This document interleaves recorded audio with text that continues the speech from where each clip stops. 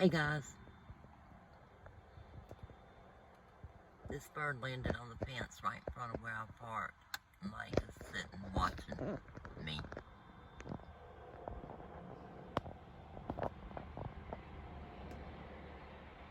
I brought my daughter to an interview for a job, and this bird just landed on the fence.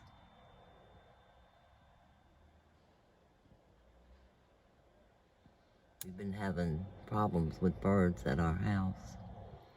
The bird, like this one, would land on my window, on my car, on the mirror. That's on the door, passenger door, or the driver's side door. It didn't matter to him. And he would jump back and forth looking at himself in the mirror and crap all over my car. What's up with that?